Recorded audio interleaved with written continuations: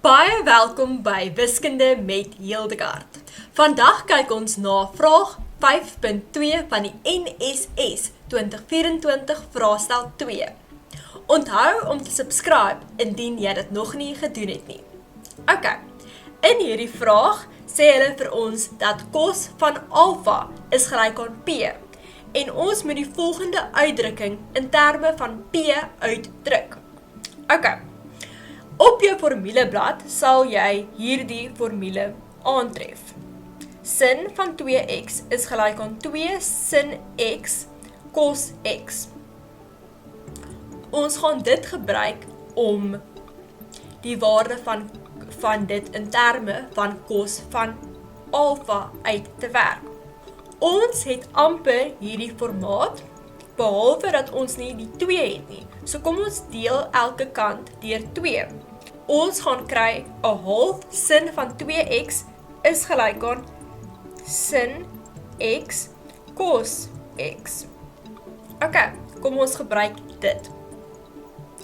So dit wil sê dat ons nou het cos van alpha op 2 minus 45 grade maal sin van alpha op 2 minus 45 grade, okay, op alles oor 2, moet gelyk wees aan sin van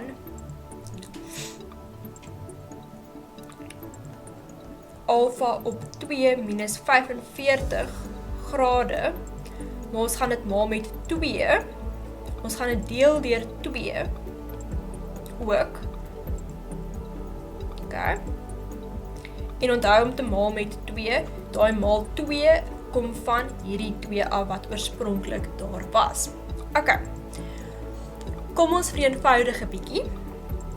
Nou gaan ons kry sin van die alpha oor 2 maal 2 gaan dit vir ons alpha gee en hierdie gaan vir ons minus 90 grade gee.